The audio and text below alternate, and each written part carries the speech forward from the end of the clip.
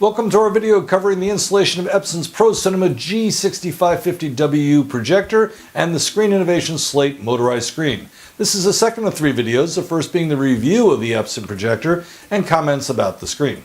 The last video looks to show how this combination tackles all kinds of terrible and good lighting conditions.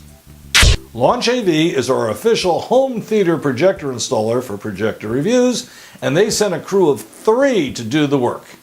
Everything we needed, completed, was done in just one day. For this installation, all source material to the projector comes from a different room using wireless HDMI. And guess what? It works. Yep. Look, Ma, no wires for HD TV or Blu-ray. The bulk of this video demonstration are assembled short clips and still photos that I took while our favorite local home theater folks, Launch AV, performed the installation work. This should give you a very good idea of what's involved in an installation of both projector and motorized screen. At the end of this video, we'll wow you with just a few photos of how the 5200 lumen Epson G6550 combines with the slate screen to perform under room conditions that would give most projectors a major league heart attack. The right projector paired with the right screen can tackle almost any room and provide the big screen experience. Not that you'd want to watch movies with dark scenes during bright days. Let's take a look at the living room and why we went this route. This is a very bright living room except on dark rainy days, and we don't get too many of those here in Southern California. These photos give you some idea of the brightness. Inside the house, standing a dozen feet behind our screen wall, late in the day, right underneath the projector when the sun is shining in and reflecting off the water and off of the light-colored slate tile patio, it can be blinding even with sunglasses, but no problem.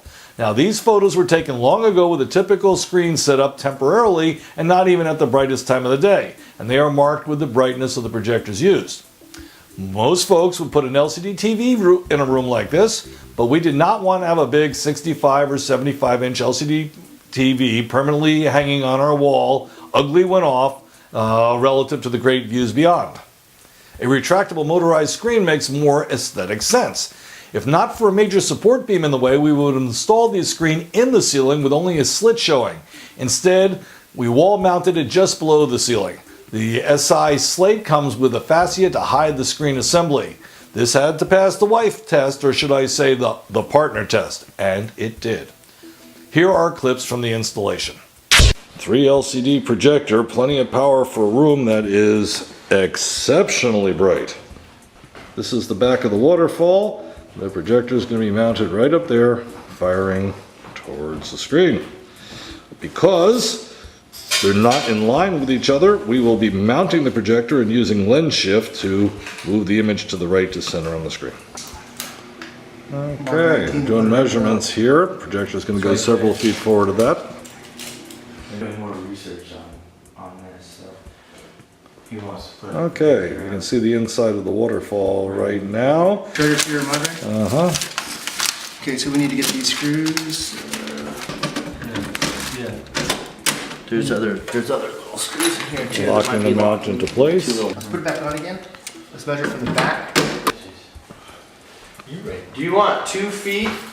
I think he said 2 feet too. To the back To the back. of the projector? Yep. Yep. Towards this side. We're going to cut a box for the power. First. That's a first. Okay, no, Alright. up this way. My square this way. Got it. There. Perfect.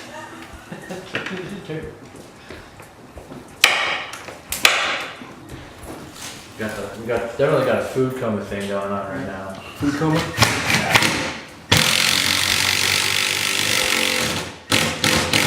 Before I finish this. Okay, there goes the other mount hole. Plus my eyes aren't like they used to be.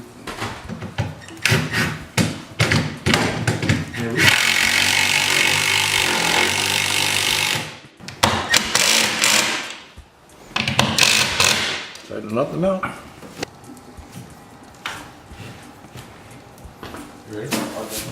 You want to catch this if I drop it? Yeah. I want to wait. Alright, pull it nice and slow.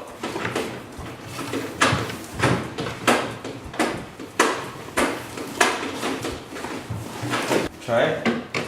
that's it. Can we leave it up? Let me just get this a little bit more. Tight.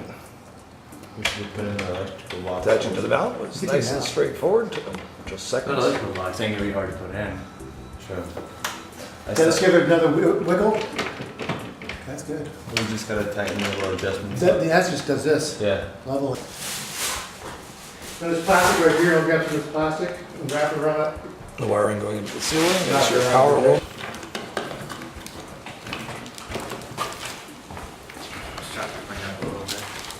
Give us more room to work. I dig clean with your. I think that's fine right there. 30 inches is good. Yeah. Okay. Is that gonna work? Sink the other one first. Due to beams in the ceiling, we do.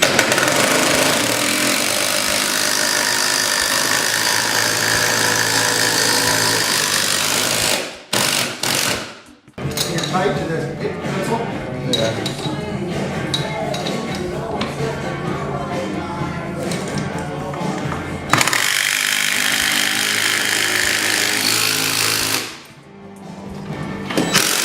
Yeah, let's give him a little bit. I'll edit it out. We'll leave it in there. Oh, that's our signature check. Yeah. Excellent. Okay, I'm at 5 inches now. 5 3/4. Centering the screen. 6 3/4. I'm about 6. 6 and a bit. That needs to be what, 44? It's Here, change that in. That's what is it written on that? No. Okay, as you have just seen, installing the Epson G6550 and even a motorized screen isn't exactly rocket science, but it does require some precision. The key challenges are getting power and source material to the projector and power to the screen. An electrician and perhaps a little drywall repair and touch-up paint are typically required.